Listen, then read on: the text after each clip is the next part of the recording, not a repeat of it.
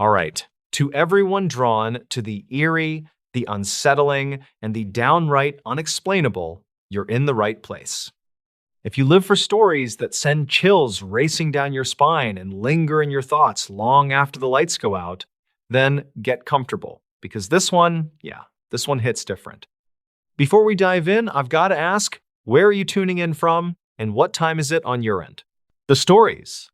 The archivist who decoded a warning inside a missing person file in a small county records office tied to a quiet mountain town, a file about a long missing hiker raised concern. It arrived without explanation in a plain envelope with an outdated seal that looked wrong to the staff. Calder Rusk was 39 and worked as an archivist who handled old case materials with careful routine. He liked quiet tasks during long shifts and kept notes about unusual items that passed through his desk. He lived outside town and drove an old sedan that handled mountain roads well. His plan that day in early autumn was simple. He wanted to finish indexing property disputes from 2008 and leave before sunset. The envelope changed that plan with a sharp interruption.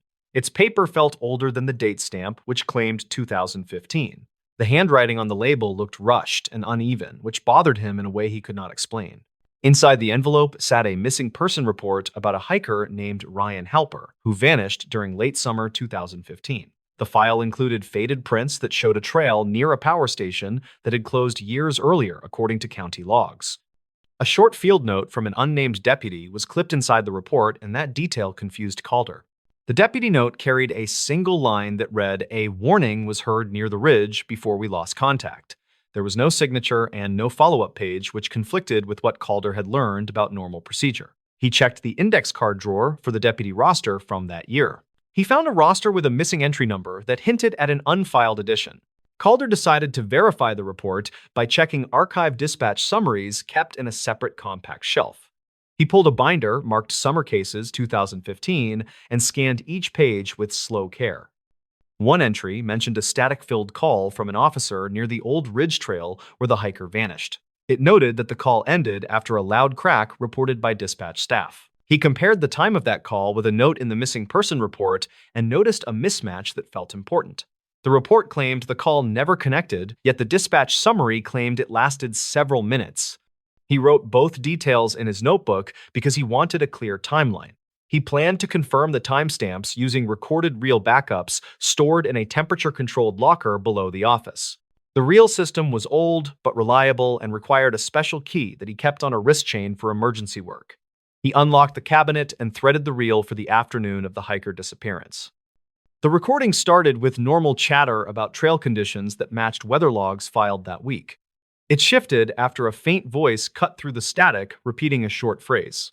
The phrase sounded like "stay above the red markers," which made Calder pause because the trail maps from that year used blue markers.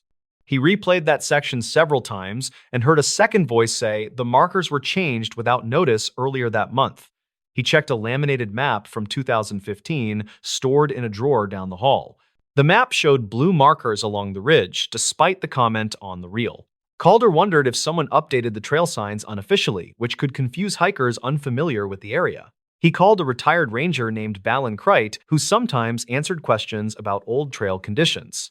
Ballen told him that a volunteer crew repainted the ridge trail during late summer 2015 due to erosion damage. He added that the crew reported a missing paint supply that delayed work during the final week.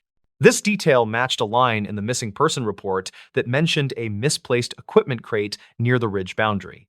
Calder believed the misplaced crate might explain the repainted markers if someone used the wrong color during rushed repairs. He added that thought to his notes and checked weather data again. He found that a storm hit the ridge that same evening, which might have washed away parts of the trail. He returned to the file and noticed a small fold at the corner of a photo that revealed another handwritten line. The line said the warning was not meant for us, which made him uneasy because it echoed the earlier note from the deputy. He held the photo under a desk lamp and saw faint indentations behind the words. The indentations looked like someone wrote a longer message on a removed page. Calder used a soft graphite stick to shade the back of the photo gently, which revealed fragments of a sentence. The fragments read "trail shift noted after rails collapsed," which pointed to structural issues near the Ridge Power Station. He checked maintenance logs kept before the station closed in 2011. The logs confirmed repeated warnings about unstable railings near the ridge overlook. He suspected the missing hiker might have walked near that overlook after the storm started, which could explain the disappearance. He searched the envelope again and found a small memory card taped under the inner flap. The card held a short audio clip recorded by someone walking uphill during strong wind. The clip ended with the same phrase heard in the reel, "Stay above the red markers," spoken by a strained voice. Calder compared the wind noise from the clip with weather station data and concluded it matched the storm peak that evening. He realized the warning might have been directed at the volunteer crew who repainted the trail and not at search teams. The crew may have marked a detour with red signs that never made it onto the official map. That possibility explained the conflicting colors noted in the reel. He formed a theory that the hiker followed the new red markers, which led toward the unstable overlook rather than the safe path. The missing crate and rushed repairs might have contributed to poor placement of those temporary signs. Calder wrote a summary that connected the deputy note, the audio clip, and the map inconsistencies. He delivered the summary to his supervisor, who agreed to send it to county search coordinators for review. In the following days, a review team hiked the ridge and found remnants of weathered red paint on a fallen post near the overlook. They also found metal fragments that matched railings documented in the 2011 maintenance logs. These findings supported Calder's belief that the hiker followed an unofficial detour that collapsed during the storm. Calder knew the case remained unresolved, yet he felt the evidence finally clarified the warning inside the file.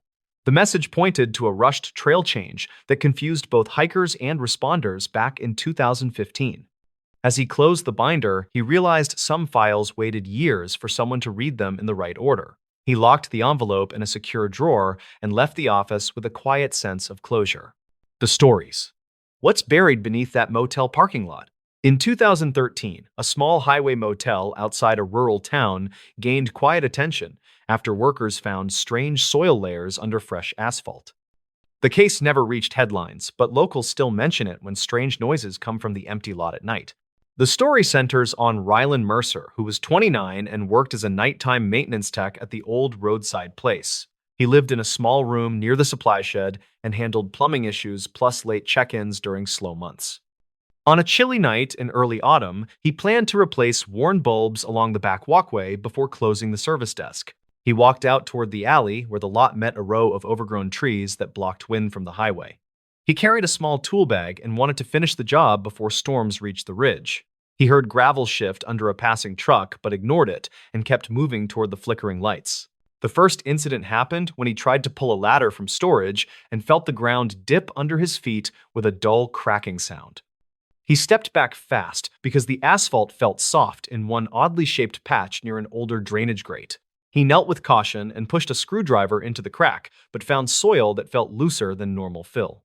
Rylan went inside and wrote a brief note about the issue, because the motel owner wanted records of every minor repair. He grabbed a flashlight and returned outside to check the area again, since guests sometimes reported old pipes vibrating under the lot. He pressed his heel against the weakened spot and felt a faint vibration that did not match normal pipe flow. The complication grew after he asked an older guest named Hollis Grant if he had heard unusual sounds during his stay. Hollis said he heard steady tapping under the pavement around midnight 2 nights earlier. He said the tapping felt rhythmic in a slow pattern that reminded him of someone knocking through thin wood. Rylan wrote the detail in his small notebook because he wanted a full record for the owner. The next morning, he looked at archived maintenance logs stored in a dusty drawer near the office printer. He found an entry from 2009 that noted settling issues under the same section of the lot without any follow-up record. The note simply said that workers filled a shallow dip with recycled asphalt after heavy rain, but never investigated deeper layers. He walked back outside and scraped away loose chunks of pavement until he reached a thin patch of older concrete mixed with cracked gravel. He noticed faint marks in the old material that looked like parallel lines spaced evenly in a pattern similar to a box lid.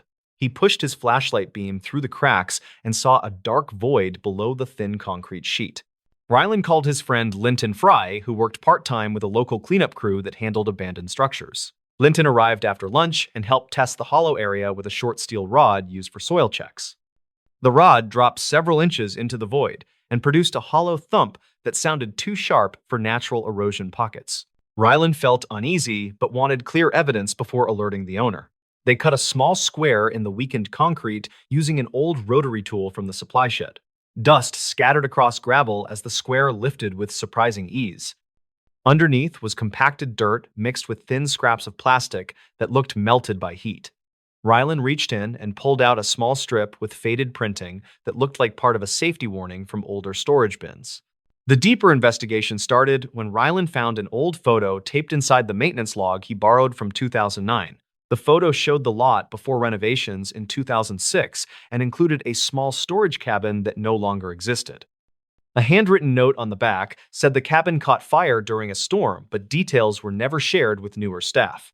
Rylan asked the owner about it, but only received a quiet answer that the cabin was removed after a minor electrical issue.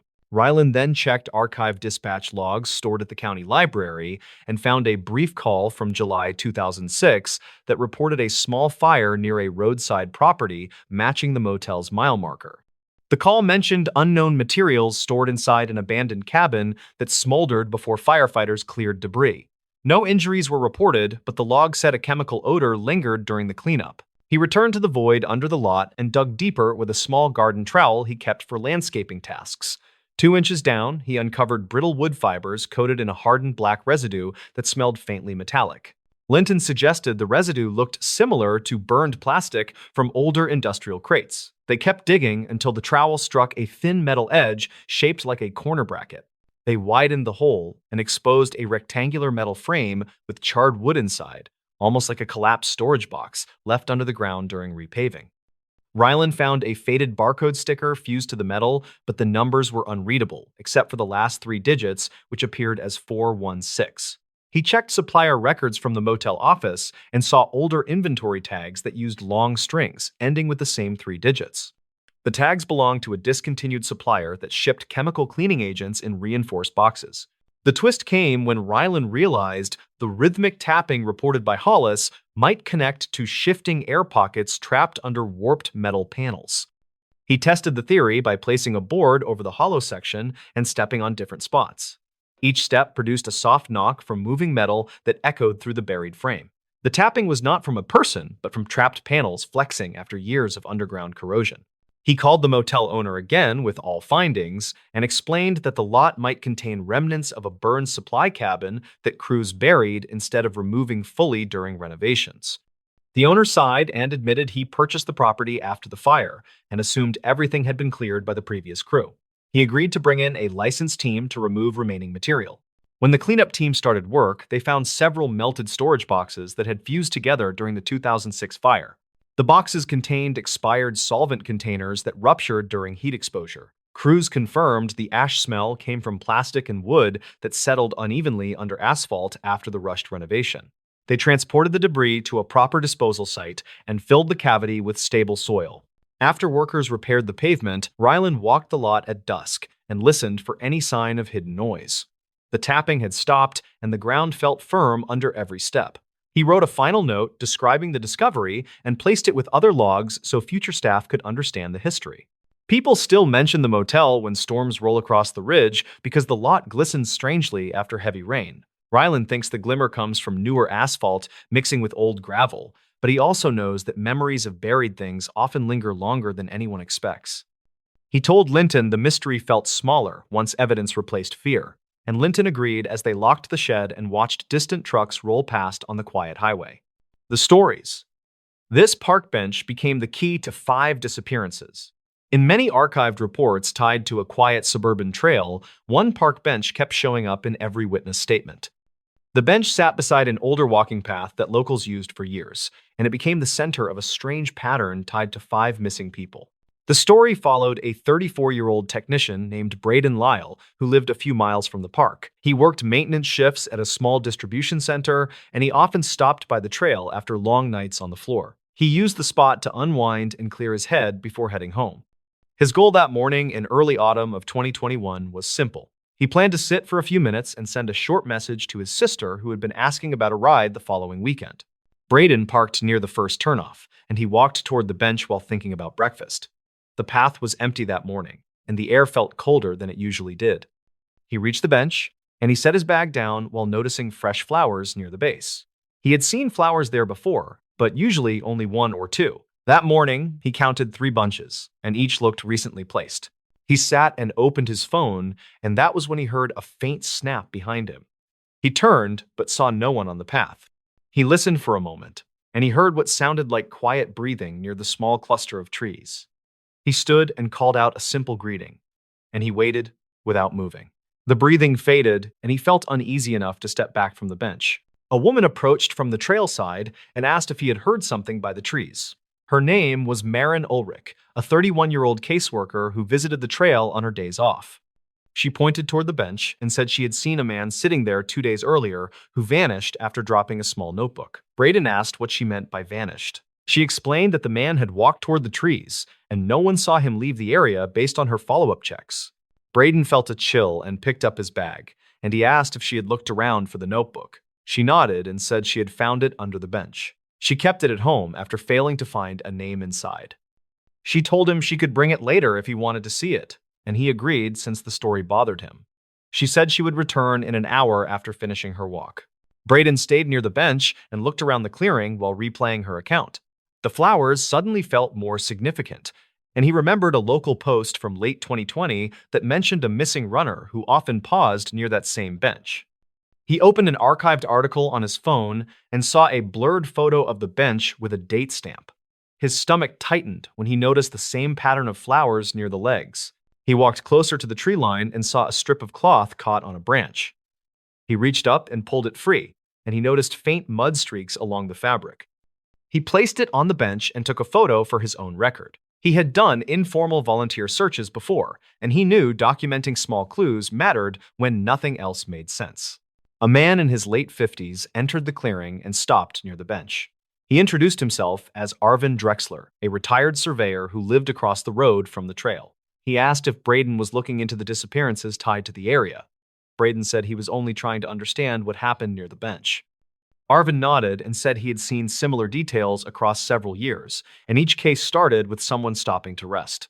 Arvin pointed to a narrow gap in the trees where old markers hung from metal hooks. He said the markers were part of an abandoned drainage project from the early 2010s.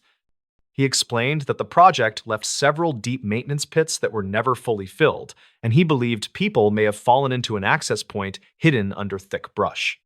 Braden asked if he ever reported that theory.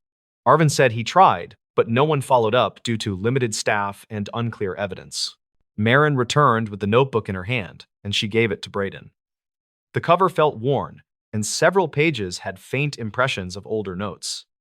He flipped through and found a short line written on the last page. It said, "Met them again by the bench after nightfall." The handwriting looked shaky, and the ink appeared fresh compared to the other pages. Braden asked where exactly she found it. She said it had been wedged between two boards under the far side of the bench. Arvin leaned closer and said he had never seen anyone place a notebook there, which made him think the writer returned recently. Braden felt the temperature shift and noticed a faint draft coming from the gap in the trees. He walked toward the marked area and pushed aside thick branches. Beneath the fallen brush, he found a concrete lip with rusted bolts. The ground dipped sharply, and a hollow space opened several feet below. He knelt and used his phone light to check for movement. He saw only old tools and a broken ladder, yet something about the depth made his pulse race. He called out to ask if anyone was down there. No one answered, but a weak echo carried the sound back. Maren suggested checking the other side of the pit for a safer angle. They circled the clearing, and Arvin pointed to a collapsed section of fencing that partially covered another opening. Braden cleared some branches, and he spotted a shoe near the edge. The rubber looked worn, and the sole pattern matched a detail from the runner case he had read earlier. He carefully reached for it, and he noticed dry mud around the heel. Braden asked Arvin to hold his phone while he photographed the shoe. Maren stepped back to avoid disturbing the area, and she scanned the surrounding branches for more fabric. She pointed to another strip caught on a higher limb, which matched the cloth Braden found earlier. They connected the pieces and realized someone had likely moved through the gap with enough force to tear clothing. Braden called a non-emergency line and reported the discovery. He gave general details without naming the notebook and said he believed an old maintenance pit posed danger to visitors. A dispatcher said someone would check the site later, though no estimate was given. That answer frustrated Braden, and he decided to take additional photos to support the claim. As he prepared to leave, he noticed the flowers again and realized each bunch marked dates close to older missing person reports. He photographed the flowers and compared their spacing to the article images.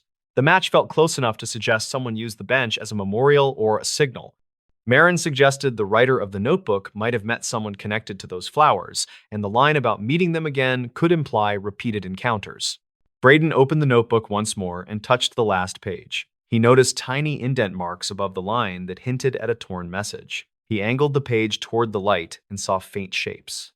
It looked like someone had written a location reference before removing the sheet.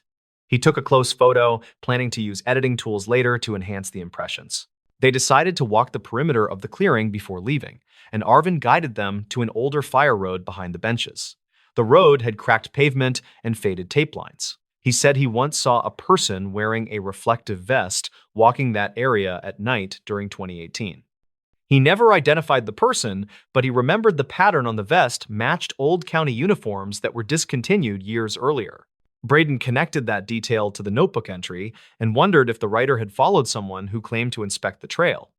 Marin said the county stopped sending inspectors to that area due to limited funding, which made the sighting even stranger. Arvin agreed and said the person may have used an old uniform to avoid suspicion. They returned to the bench, and Braden looked at the wooden boards where the notebook had been found. He noticed scrape marks near the underside.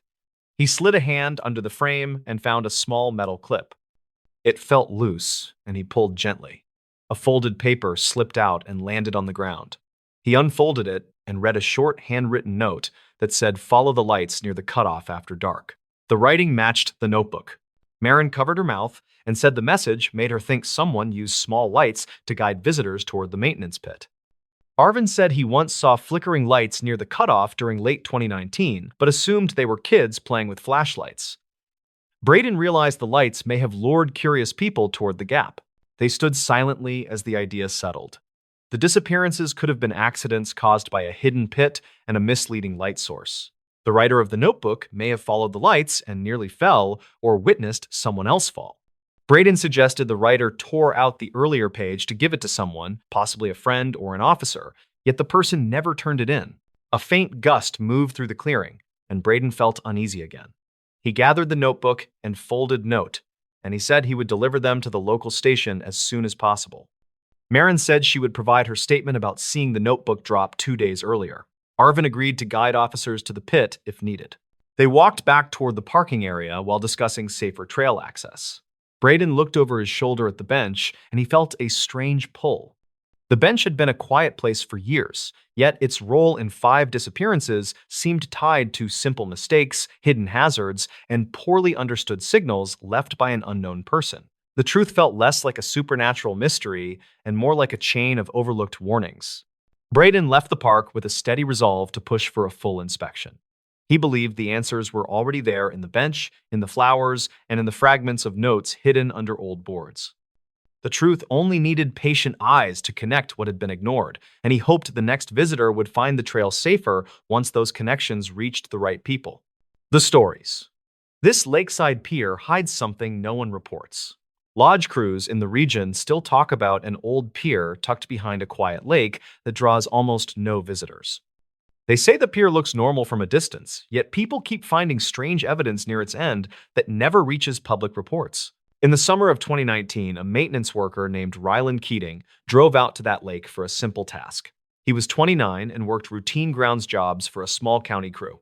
That day, he only needed to replace a warped board along the outer section of the pier. He liked the lake because it stayed calm even during busy seasons, and he figured the job would be quick enough to finish before lunch. When he parked near the tree line, he noticed the lot was empty, which felt odd because anglers usually arrived before dawn. The air felt thick, and the water looked darker than usual, yet he kept moving because the repair order had been waiting all week. He set his toolbox near the first post, then started walking along the pier to check for softboards before carrying supplies to the far section. Halfway across, he heard a short knock against the underside of the pier, which he assumed came from drifting debris. He leaned over the edge to look for logs, but saw nothing moving. The sound happened again, just 2 boards ahead, and this time he felt a faint vibration under his boots.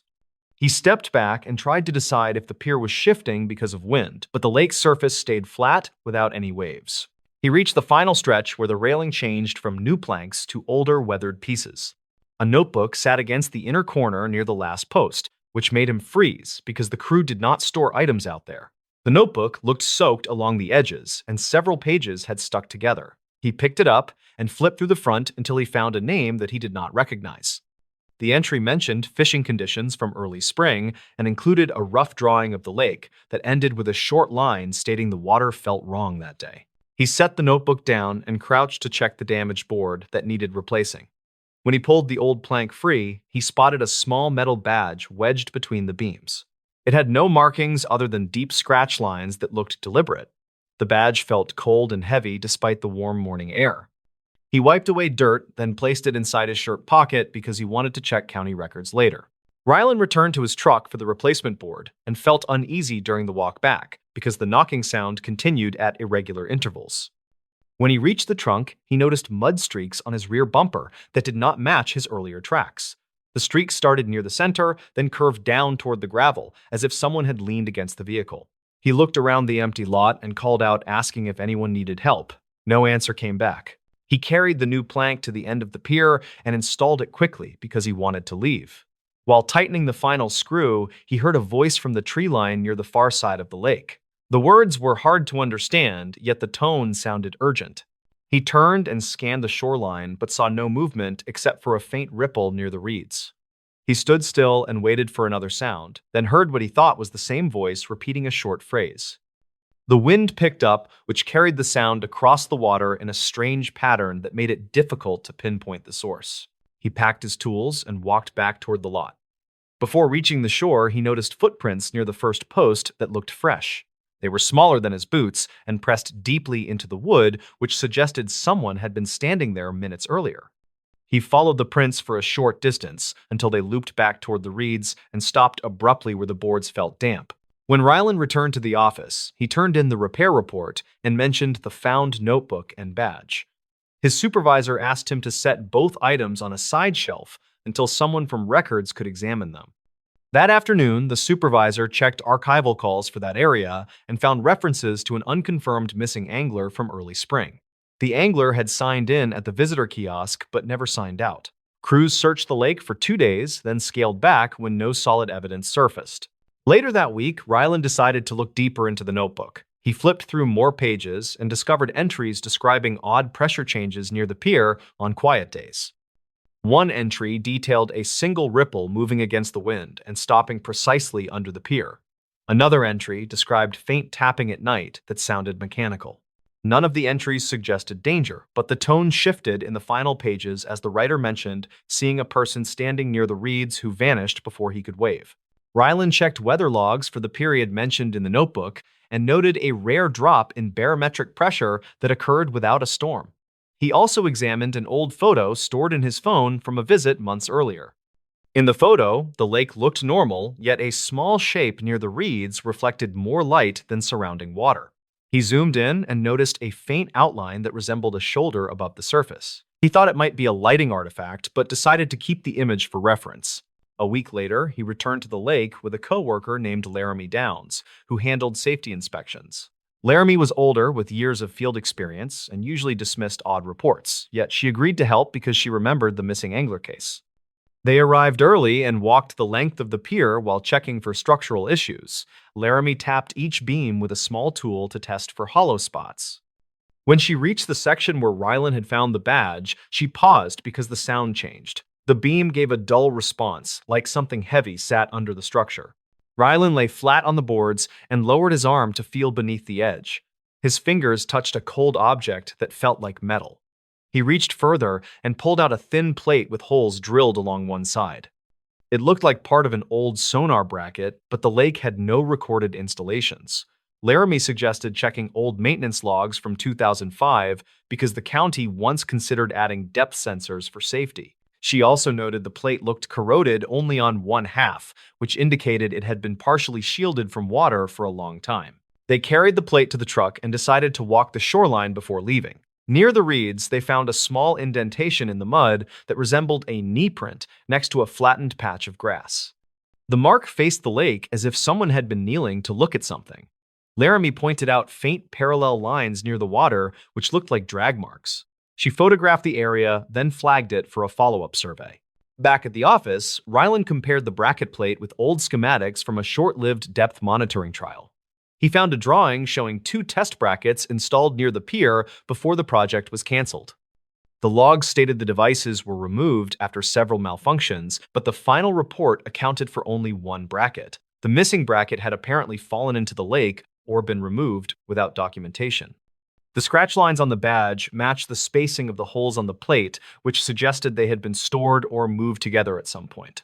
Ryland checked weather sensors near the lake for unusual readings over the past year. Several early morning reports showed sharp changes in water temperature near the pier despite stable air conditions. He also found a dispatch log from late spring describing a caller who reported seeing a person waving near the reeds before disappearing under the surface. Responders searched but found no footprints and concluded the caller may have seen a bird landing. One night, Ryland returned to the lake alone because he wanted to verify something noted in the notebook. He walked to the end of the pier and stood still, listening for tapping. The lake stayed quiet until a single knock sounded beneath the beams exactly where he had felt vibration weeks earlier. He crouched and waited, then heard a softer knock that echoed against the metal bracket he had removed. He realized the sound pattern resembled the rhythm of small waves hitting a barrier, which made little sense in calm water. He shined a flashlight into the gap where the bracket had been and saw a narrow space that opened into a small cavity under the pier. Something metallic glinted near the back wall. He reached with a long rod and pulled out a rusted hinge attached to a bent bar. The pieces looked like remnants of an improvised tool. He placed the hinge on the deck, then noticed a wet footprint forming near the end post. The shape appeared in seconds, as if someone had stepped there recently. The board around it stayed dry while the footprint darkened.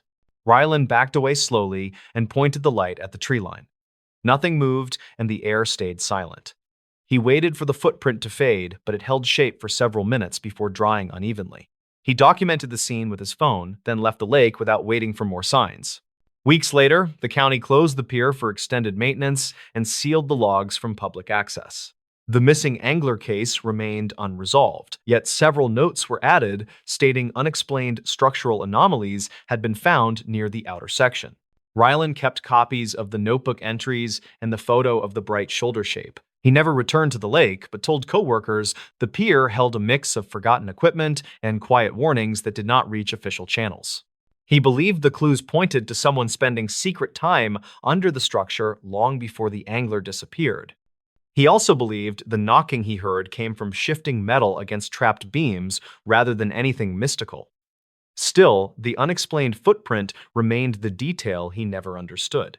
Today, the lake sits quiet behind dense trees, and the pier shows new boards that look identical to the old ones. Locals say nothing strange happens there anymore, and officials agree. Ryland thinks the place carries its own quiet trail of missed signs, and he hopes they stay buried where they cause no more stories. The stories. What a delivery driver saw outside the last house on the route. The incident reportedly came from a route sheet pulled from an old regional dispatch office, and it referenced a final stop that never made sense. The archived note mentioned a driver who claimed someone waited outside the last house even after the street was cleared. Ryland Mercer was 32 and worked as a delivery driver for a regional shipping line that handled late evening drop-offs. He lived in a small rented place near a quiet highway spur and tried to keep his nights predictable. He clocked in around sunset and followed the route grid until everything on the manifest was scanned. He liked that rhythm and needed the extra hours after rising fuel prices drained his budget. The night that changed him came in early autumn of 2019 when a mild drizzle pushed across the county roads. His simple goal was to clear the last 4 stops before 9 so he could get home. The final house sat at the far edge of a sparsely built neighborhood where new construction had stalled after funding issues slowed development. Ryland reached the second-to-last stop without trouble and scanned the small parcel while a porch light flickered behind the occupant. He waved, returned to his truck, and checked the tablet. The final address displayed a short note that read, "Gate partially damaged. Approach with caution." He thought it sounded dramatic, but he kept moving because delays meant more paperwork. The dirt road to the final house felt different because the gravel ruts were deeper than they looked on satellite maps. His tires shook through the uneven track, and he slowed so the cargo would not shift. He remembered the drizzle turning into a steady fall that made the old fence lines appear faded. His truck headlights cut across the trees while the route timer beeped. The house came into view as a single-story structure with siding worn by years of heat. An old pickup sat beside the carport with its door cracked open like someone left in a hurry. Rylan stepped out, grabbed the padded envelope, and noticed a figure standing near the tree line. The person faced the house and barely moved. Rylan called out because it seemed natural. The figure did not answer. He felt uneasy, but walked toward the porch because the package needed a signature. He knocked on the weathered door and waited until a woman in her 40s answered with tired eyes that hinted at several sleepless nights. Her name was listed as Marrakes, and she signed without looking away from the tree line. She whispered that someone had been standing there for 3 nights. Rylan glanced back toward the trees and saw the figure slowly turn, as if reacting to the porch light. He asked Mara if she knew who it was. She said no and explained that local deputies had driven by earlier but found no footprints. She added that her dog refused to go outside after dusk. Rylan tried to reassure her, but he felt tense when the figure stepped closer. He returned to his truck and logged the delivery while watching the silhouette move with an unusual stiffness. He noted that the figure wore a long coat that flapped in the wind, yet the shape underneath did not shift. He heard a soft tapping on his side mirror and thought it was a branch until he noticed no branches reached that far. He started the engine and pulled slightly forward. Mara called out from the porch, asking him not to leave yet because she feared the figure might approach her door again. Rylan kept the truck idling and stepped out with his phone raised. The figure paused near the edge of the driveway and tilted its head as if listening. Rylan recorded a short, shaky video for possible evidence and captured the moment the figure retreated into the dark corner of the lot. He urged Mara to call the non-emergency line again. She did and mentioned his presence in the background. Dispatch reportedly confirmed previous calls from that address during the same week. Rylan waited until she hung up, then walked toward the driveway entrance to check for tracks. The drizzle had softened the soil, but he noticed 2 long impressions in the mud that did not match any standard boot pattern. He crouched to inspect the impressions and realized they looked stretched, as if the heel marks dragged unnaturally.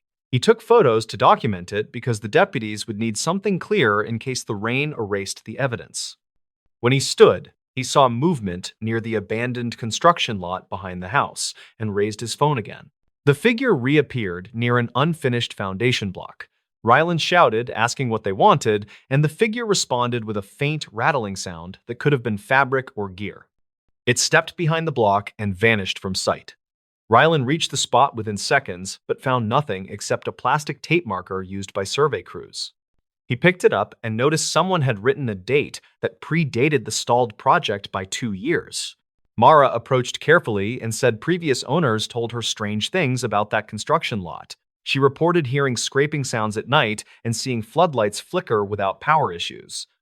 Rylan suggested checking the old project files because developers usually left public records.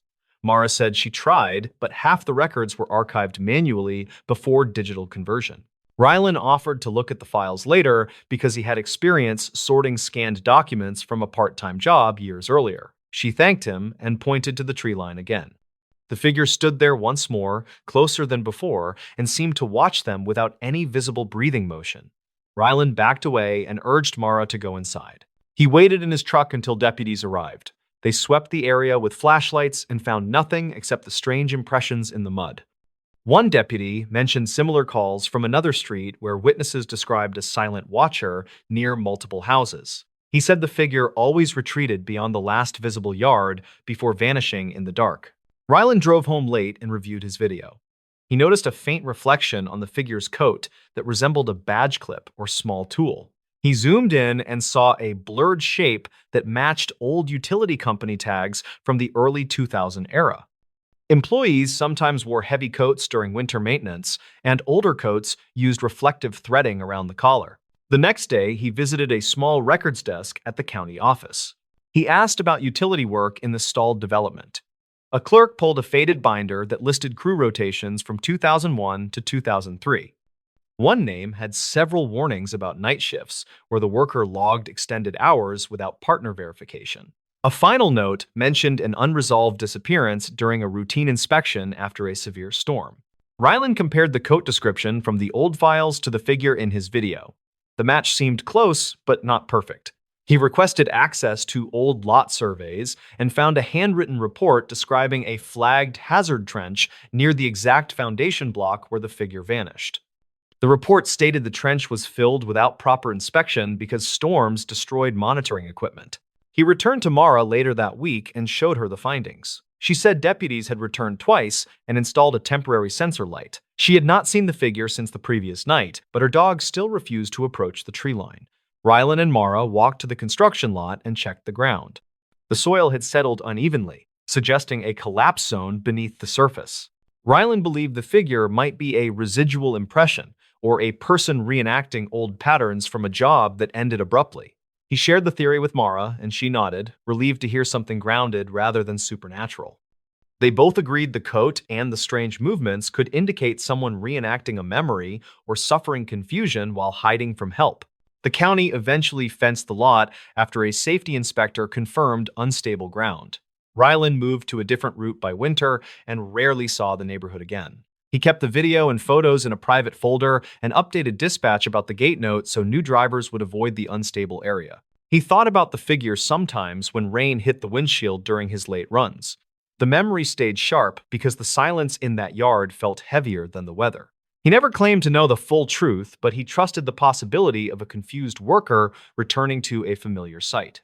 He understood that some routes go beyond simple deliveries. He believed the last house had carried a story that lingered longer than any scanned package. The stories. What a hunter's dashcam caught before it went dark. Ranger files reportedly include a brief dashcam clip from a small county trail where a hunter vanished during a quiet winter morning.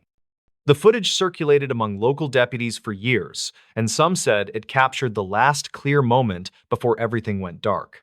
Calder Rusk was a 39-year-old warehouse supervisor who hunted whitetail on weekends near an old service road outside a rural township. He liked the quiet routine because it reminded him of calm trips he took with his uncle during the late 1990s. On a cold morning in early 2017, he set out before sunrise with a simple goal to test a new trail camera he had mounted near a frozen creek. He drove a faded pickup with a budget dashcam that ran whenever the engine turned, and he kept it for insurance reasons. He headed toward the tree line under a pale sky and planned to reach his blind before other hunters scattered the deer. He parked near a thin cluster of spruce trees and noted the strange sound of distant engines that did not match the usual logging trucks. He stepped out, locked the truck, then grabbed a small pack that held water and a thermal layer. While crossing the first ridge, he heard a sharp crack from the lower creek bed that stopped him long enough to check for falling branches. He saw nothing moving through the frost and continued toward his blind with the plan to return by mid-afternoon. The trigger came when he noticed a line of prints that curved away from the creek with a stride that seemed too wide for any deer.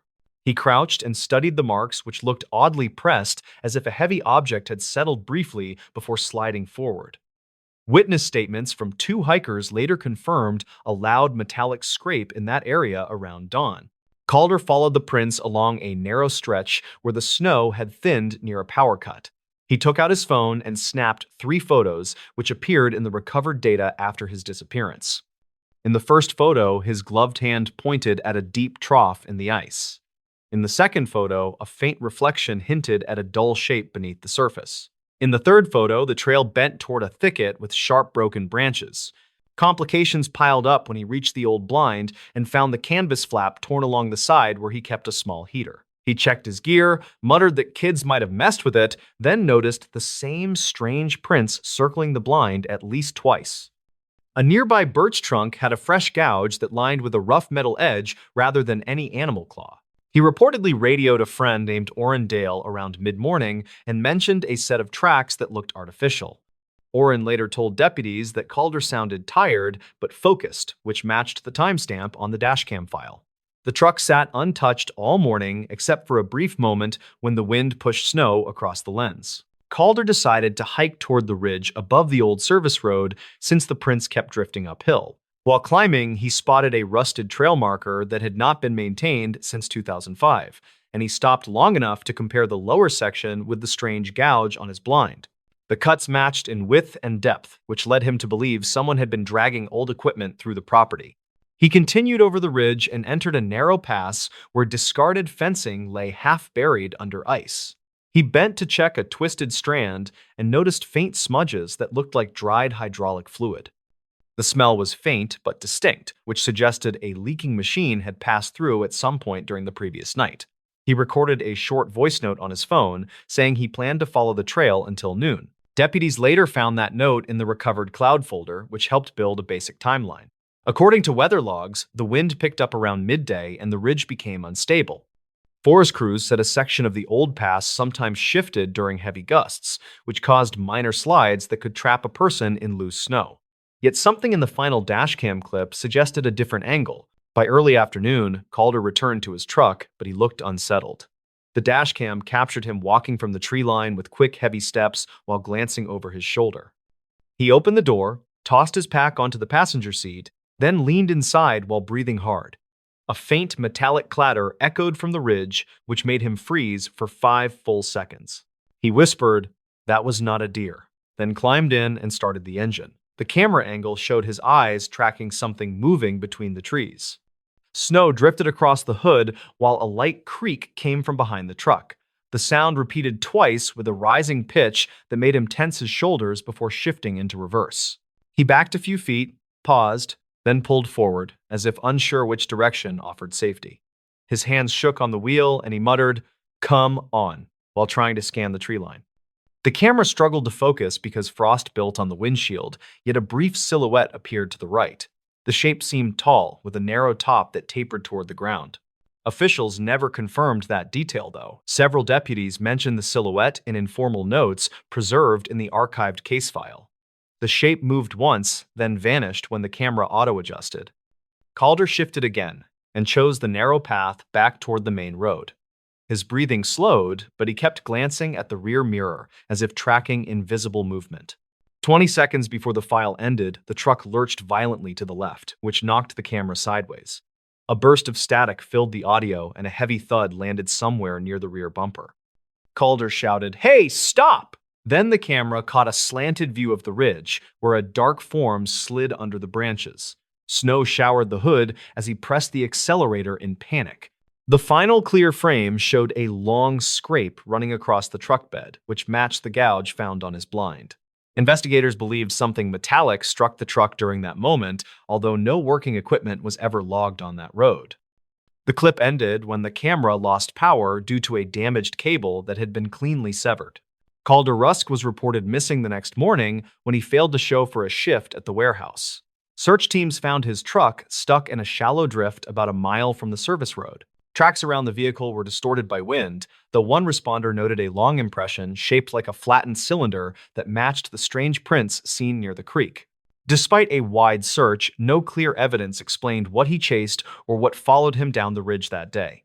Rangers later concluded that unstable terrain and poor visibility likely contributed to his disappearance. They preserved the dashcam clip because the strange sounds and the silhouette raised questions they could not fully answer. Years later, locals still talk about the footage that flickered for a few seconds before going dark. Some point to old reports of scrap equipment dumped along the ridge, while others mention odd engine noises heard during cold mornings. Whatever happened that day seemed tied to the silent shape moving through the trees as Calder rushed back to his truck. The story now serves as a quiet warning for anyone who hikes beyond that old service road. People say the trail feels different after heavy snow, and the ridges shift without warning. The clip remains the only known record of what a single hunter found before everything faded into static and winter silence. The stories. The final log from a lighthouse on a foggy coast. A faded coastal report from 2008 mentions an unsigned log found inside a shuttered lighthouse during routine maintenance. Workers said it looked recent, even though the building had been locked for years. The discovery triggered a quiet review that centered on one man named Corin Halbrook, who once served as the tower caretaker. Corin was 39 and worked as a part-time dockhand in a nearby fishing town, and he checked the old structure whenever storms rolled through. He liked the quiet building, and he felt responsible for keeping it safe because his late father had worked there decades earlier. On a cold morning in early autumn, he headed out with a simple goal, which was to finish a roof inspection before the fog returned. He hiked the narrow path with his tool pack, and he noticed the fog drifting in faster than expected. A supply boat sounded its horn, and the echo pulled his attention to shifting shapes that moved across the water.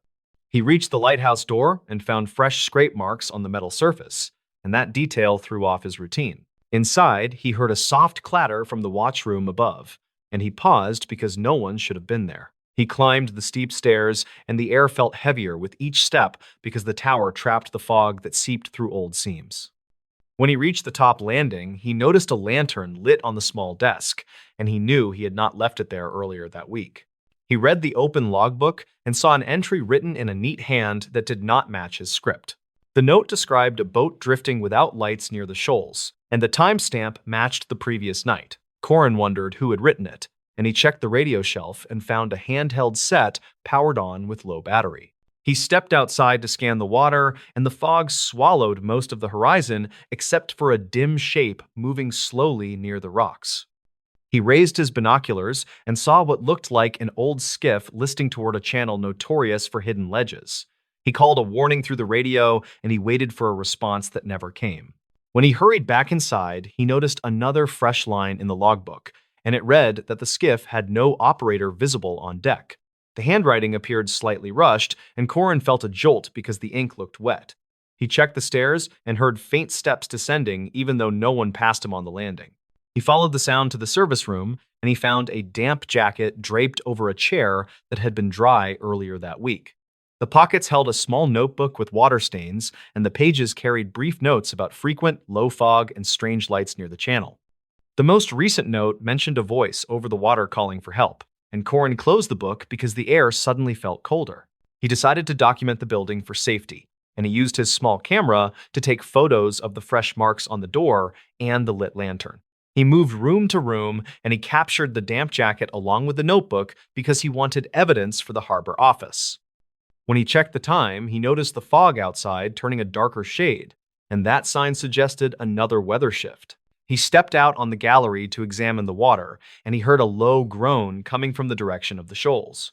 He could not see the skiff anymore, and the silence that followed pressed against his nerves. He returned to the watchroom and prepared to close the logbook, and that was when he noticed a final half-written entry near the bottom of the page. The unfinished line described a man on the gallery waving toward the tower, and Corin froze because he realized he had just been on that same walkway. He checked the door and found it closed tight, and he felt sure no one had entered while he moved through the rooms. He read the last words again, and the implication unsettled him more than any storm he had faced. Corin prepared to leave, and he secured the logbook under his arm because he planned to hand it over to the harbor office.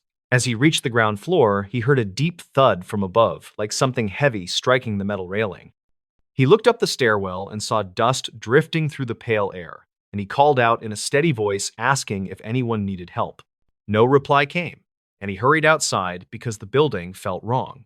The fog had thickened into a wall that blocked the path back to town, and he saw a faint glow near the rocks as though the skiff lights flickered through the mist.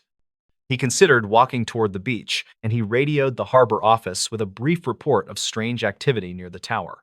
Dispatch logs indicate that Corin's transmission cut off mid-sentence, and the signal ended with a burst of static. A search team followed the path an hour later, and they found his tool pack near the lighthouse door, but not his radio or the logbook. Witness statements described drifting voices on the water that night, and one crew member claimed he saw a dim lantern moving inside the tower. The unsigned log discovered months later matched the fragments found in Corin's notes, and investigators believed the entries were written over several days. They concluded that the skiff likely struck a submerged ledge, and they suspected Corin attempted to reach survivors through the dense fog. No further entries appeared after the final line mentioning the figure on the gallery. The lighthouse remains closed today, and the tower stands quiet during most storms. Local crews say the watchroom light sometimes flickers during heavy fog, and they assume it is faulty wiring from years of neglect. The final log stays in a small archive, where the pages still show faint stains from salt air and old sea fog, and the case sits unsolved with quiet respect for the missing caretaker. The stories. The bus route no driver volunteers for anymore. Mason Kiernan had heard about Route 74 from older drivers, who spoke in quiet tones that never carried far. They said the trouble started in the late 2010s after a strange series of reports reached dispatch. Nothing dramatic was proven, yet every account shared the same route and the same stretch of road. Mason was 34 with 6 years on the job, and he handled his shifts without much worry. He covered suburban loops near a quiet industrial strip, and most days followed a predictable pattern. He enjoyed the routine since it felt steady and harmless. When his supervisor asked him to cover Route 74 one cloudy afternoon, he agreed before he remembered the warnings. He showed up early at the depot that day, hoping to review the old logbooks stored in a dusty metal drawer near the operations office. The previous drivers had left short notes that felt rushed and uneasy. One entry from late 2016 mentioned a recorded thump on the rear exterior panel that matched no visible damage. Another entry filed in early 2018 reported an unknown passenger leaving muddy prints that ended halfway down the aisle. Mason drove out a little before 4 that afternoon. The route crossed through residential blocks before curving toward the old mill road that ran along an abandoned railway cut. He planned to complete the loop without focusing on the rumors. The bus felt solid, and the passengers were few. A pair of teenagers sat near the middle seats while an elderly man checked his phone with slow movements. The incident started as Mason merged onto the mill road. His side mirror reflected something darker than the usual late daylight. He caught a shape near the tree line that looked like a person leaning slightly forward. When he blinked, the shape was gone. He told himself it was nothing unusual, since shadows often stretched strangely near wooded areas. Still, he noticed the elderly man glancing toward the same window, as if he had sensed something too. A mile later, the teenagers hit the stop cord. Mason opened the doors, and they stepped out onto a fading concrete pad. As the doors shut, one of them tapped the glass and pointed toward the rear of the bus. Mason reversed the angle of his mirror and saw a smear across the lower panel. It looked wet, like someone dragged a hand along the metal. He checked the road behind him and saw no one there. The teenagers shrugged before walking away. Mason continued toward the loop turn, focusing on the sound of the engine. The noise seemed slightly off-pitch. He kept his speed steady, but sensed a weight shift near the rear section. The elderly passenger moved closer and asked if everything was all right. Mason told him the engine felt warm but stable. The man nodded and mentioned hearing a hollow tapping near the back wall.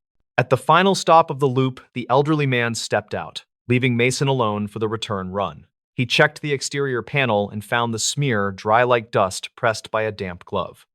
The shape continued a few inches beyond the edge, as if the contact started slightly off the surface. He wiped it with his sleeve and felt grainy residue flake away with an odd metallic smell. He climbed back inside and started the engine. The interior lights flickered once as the gear engaged. He made it halfway up the hill before a heavy thud sounded near the emergency exit.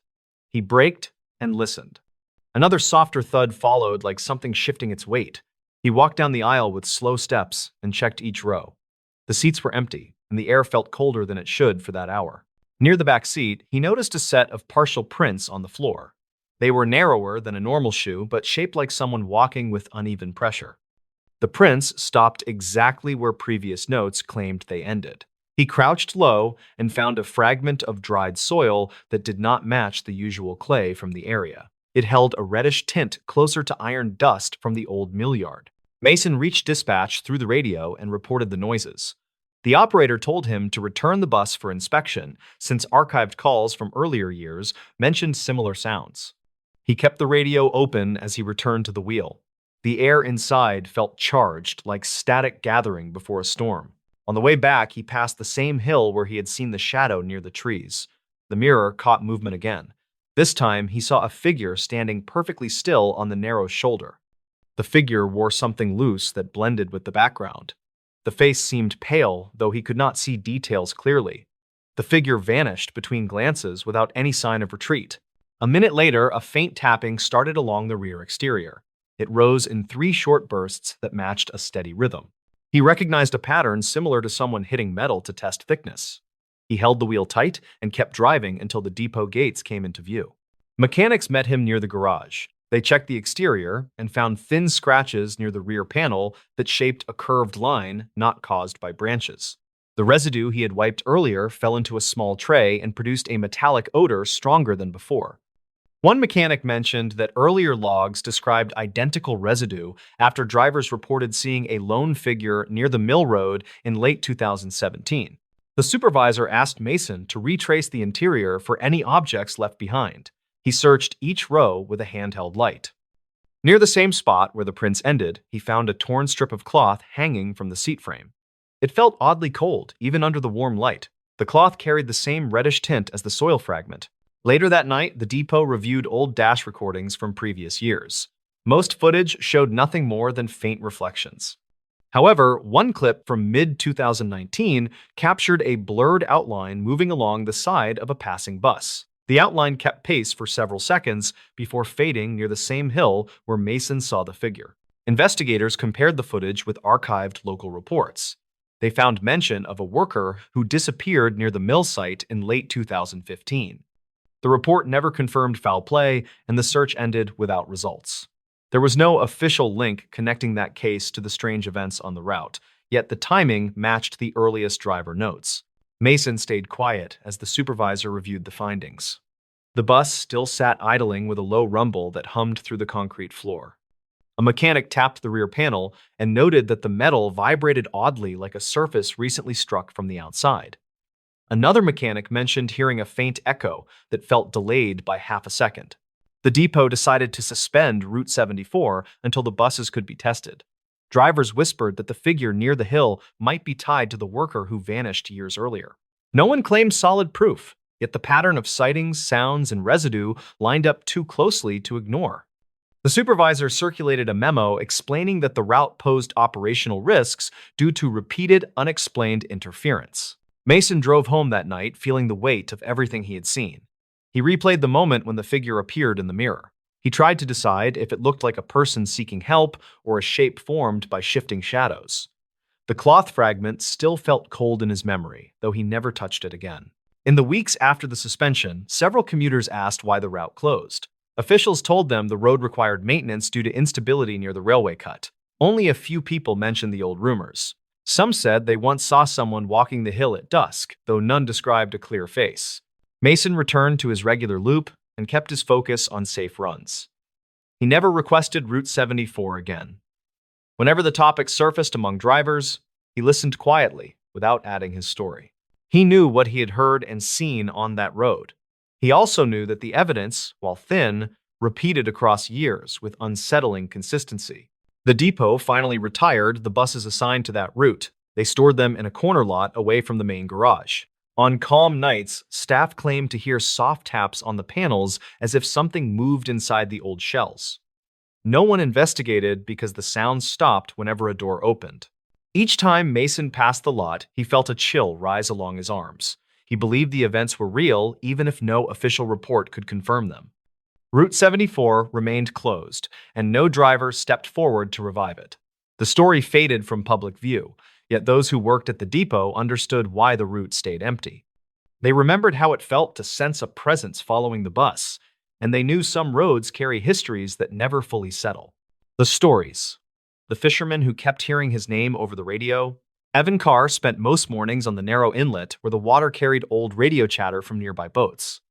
Local crews reported that odd transmissions sometimes drifted through that stretch, and many believed they came from abandoned gear left after storms. He treated those stories like tired dock rumors until one calm morning changed his thinking. Evan was 38 and worked as a small-scale fisherman who supplied a few markets inland. He kept his aluminum skiff tied near the inlet because the currents stayed gentle and the tides rarely pushed hard. He headed out around sunrise on a day in early summer 2019 with a simple goal to check crab pots he set the night before. He liked the quiet and usually ignored the static coming from his battered radio. He started the motor, then steered toward his first buoy, while soft wind pushed light ripples across the inlet. He reached for his thermos when the radio cracked with a burst sharper than usual, which made him pause. Static hissed for several seconds, then a faint voice said his name with a slow, careful tone. It sounded like a person trying to speak through heavy interference. Evan thought it came from a nearby boat because signals often bounced across the water in unpredictable ways. He looked around but saw empty shoreline and one distant trawler that was already moving toward deeper water. The voice repeated his name with the same drawn-out sound, and he felt a sudden cold weight that did not match the warm morning. He tried to answer, but the radio only returned a faint hum that flicked in and out like something powered by a weak battery.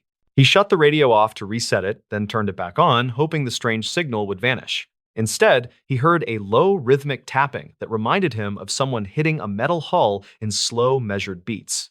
Evan finished checking the first pot, but his focus kept drifting to the radio because the voice carried a dull echo that felt unnatural. He tied the pot and planned to finish the rest quickly so he could return to shore where he hoped to test the antenna. The moment he reached for the throttle, the radio shifted again and whispered his name in a tone that sounded closer than before. He headed towards shore while replaying that voice in his mind because it carried an uneasy familiarity he could not place. Dock workers later said he arrived faster than usual and looked tense as he pulled his gear onto the planks. He asked if any boat had called for him that morning, but no one reported a transmission with his name. Evan returned home and wrote down the time of each strange broadcast because he wanted to check older notes he kept on similar events.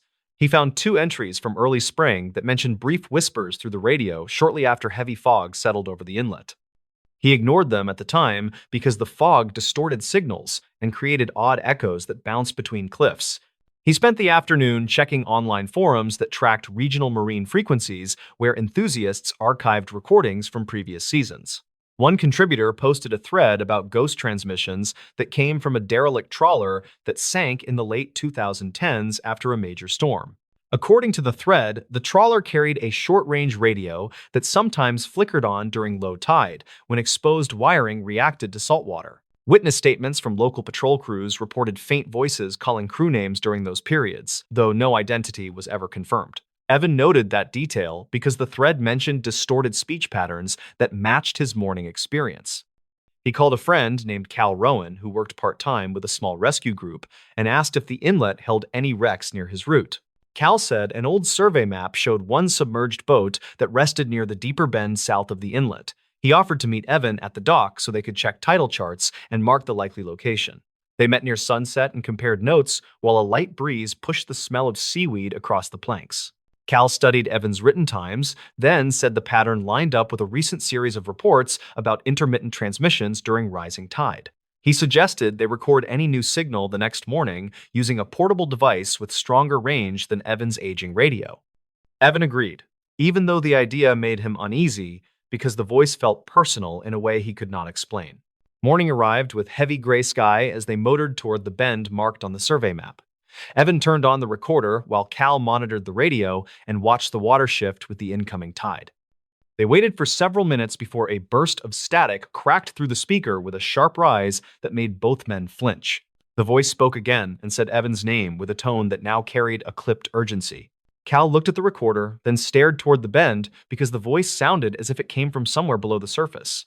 Evan gripped the wheel and tried to steady his breathing because something in the tone reminded him of an old coworker who vanished years earlier during a late-season crossing. He mentioned that coworker to Cal, who asked if the man ever sailed near this inlet. Evan said that the coworker named Reed had worked on a small crew that fished along the same coastline in early 2017. Reed later transferred to another vessel that sank during a storm that occurred north of their town. Local reports said the wreck was never fully recovered because shifting sand made the search difficult. Cal suggested they check archived dispatch logs from that storm because crews sometimes reported drifting debris that could help them understand how anything connected to Reed might reach this inlet. They returned to shore and visited a small office where a retired dispatcher kept scanned records from older calls. The dispatcher recognized Evan and allowed them to search a digital folder that stored logs from early 2017. One log described a partial sighting of a damaged trawler hull drifting south several days after the storm. The report said the hull carried broken antennas and fragments of a radio panel that still flickered when exposed to sunlight. A second log mentioned a patrol officer hearing a distant voice through static that repeated a crew name before fading. Evan realized the name in that report matched Reed's last name, but the log did not mention if the voice said anything else. He remembered that Reed had a habit of calling coworkers by last name during early morning shifts when he tried to stay awake. The connection felt loose but too strong to ignore because the timing aligned with the drifting hull. Cal said they should return to the inlet during low tide because exposed wreckage might reveal old wiring that caused recent broadcasts. Evan agreed, though his stomach tightened because the voice spoke with increasing clarity each time. They secured the skiff, then returned that afternoon when the tide receded and revealed dark shapes below the bend. They anchored near a shallow patch where twisted metal poked through sand like remnants from the storm. Evan moved closer and saw part of a radio panel caught between 2 rusted beams with wires trailing into the water. Cal used a long hook to lift a loose section and found a corroded tag that matched the radio model used on Reed's crew during 2017. The radio crackled at that moment, then delivered another faint call of Evan's name, with a tone that now carried slow, rising static. Cal recorded the sound while Evan watched the wires shift with the gentle pull of the tide. He understood then that the wrecked panels sometimes connected when saltwater reached the exposed terminals, which created a short burst of power. The burst likely triggered fragments of an old emergency recording that captured voices during the storm. Evan remembered that some crews recorded internal chatter before impact, and those recordings sometimes contained rushed calls that repeated crew names. The voice in his radio may have been part of that final chatter, which echoed through damaged wiring each time conditions aligned. They brought the recording to the dispatcher, who played it through a clearer speaker. The voice echoed sharply, then faded as the static rose, which made the source obvious. It was a broken emergency loop that repeated fragments from a doomed crew's final minutes. The distorted tone made the calls sound directed, but they were simply names, shouted during chaos. Evan felt a heavy release of tension because the mystery carried a painful answer, but at least it was grounded in something real. He asked the dispatcher to contact local authorities so they could mark the wreck and prevent more confusion. Cal agreed and said the inlet should be flagged on new charts for safety. Evan returned to the water the next day and listened to his radio with a calmer mind while checking his crab pots. The inlet felt different because he now understood the source, even though the memory of the voice still lingered. He looked toward the bend where the wreck rested and thought about the crew who never returned. He continued working that season with new respect for the signals that travel across water because each transmission carried a story shaped by time and tide. He did not hear his name again and believed the loop finally failed after years of corrosion. He kept the recording in a drawer at home to remind himself that strange moments sometimes come from simple causes. He knew that calm days on the inlet now carried a quiet steadiness that felt earned after weeks of searching for answers. The nurse who refused to enter room 6 again. Lila Farnes first heard about room 6 through a short entry in an old staffing report that mentioned unusual overnight disruptions.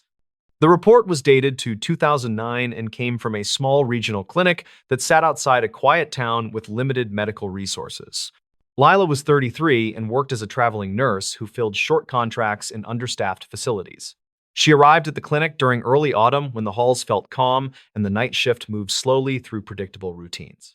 Her simple goal that week was to keep a steady rhythm while saving money for a move planned for the next spring. On her second night, she was assigned a rotation that included room 6, which held a recovering patient named Dorian Pike.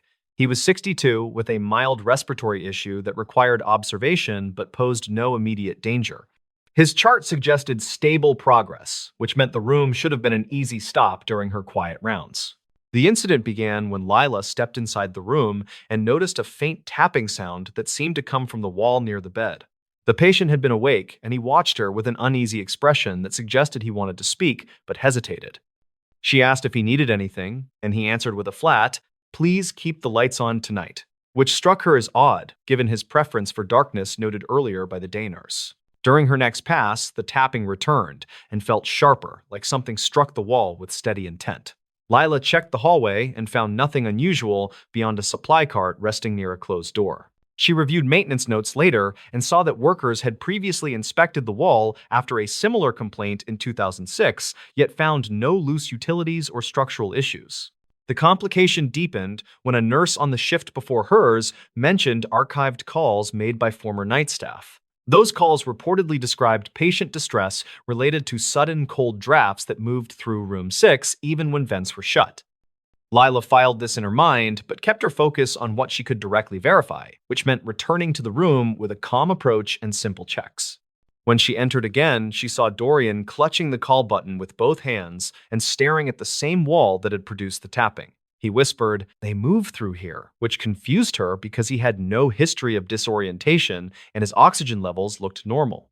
She tried reassuring him, but he pointed toward a small framed print that hung crooked like someone had pushed it earlier. Lila documented the scene, then stepped into the hallway to compare notes with the evening charge nurse named Brenton Shaw. He was in his late 40s and had worked the clinic for many years, which gave him perspective on long-standing issues. Brenton admitted that room 6 had frequent incident logs related to unexplained noise, but he never saw anything dangerous, so he kept assignments unchanged. The investigation began after Dorian reported that someone had touched his arm during a period when no staff had entered the room. Lila checked the security panel near the nurse's station, which showed timestamps for door openings captured by the badge sensor.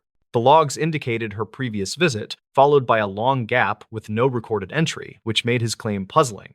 She then reviewed older patient notes from 2003 to 2008, which described brief episodes of agitation from individuals with no history of anxiety. Several mentioned hearing movement behind the wall near the bed, and one wrote that a picture frame had tilted during a quiet stretch.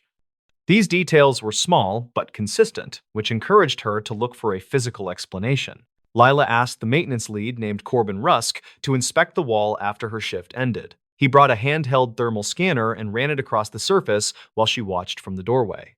The tool showed a thin vertical band of cooler temperature that did not match the building layout, which suggested an unregistered cavity or narrow chase behind the drywall. Corbin returned during daylight with a small borescope camera designed to look behind tight spaces. He located a hidden seam in the corner that had been painted over during earlier renovations. When he guided the camera inside, they saw a slender gap between structural supports where unsecured pipes ran without proper insulation, which explained both the cold drafts and the intermittent tapping. The twist emerged when Corbin followed the pipes farther and discovered that the cavity connected to an abandoned service chase sealed decades earlier, according to archived renovation notes. That chase once linked several rooms, including room 6, where older patients had repeatedly complained about footsteps at night.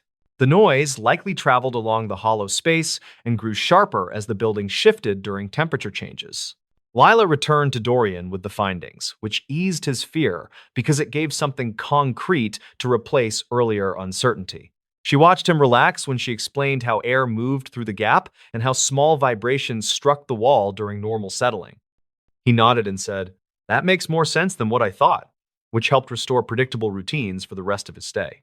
The payoff became clear a few days later when the clinic sealed the gap with proper insulation, which stopped the tapping that had bothered so many night staff over the years. Lila felt relieved because the solution fit every clue she had gathered from logs, witness comments, and earlier maintenance records. She no longer feared the room and worked her shifts without hesitation. Still, she remembered the moment she first stepped into room 6 and sensed tension that felt older than her short assignment. She knew many stories deepen when fearful people misread unfamiliar sounds, but she also understood how convincing those moments can feel. Later, she often said that small mysteries usually shrink under steady checking and clear evidence, which matched her experience at the clinic. Lila finished her contract without further issues and moved to her next job carrying a quiet confidence shaped by those nights. She still thought about Dorian and the relief in his voice after learning the real cause behind the unsettling moments.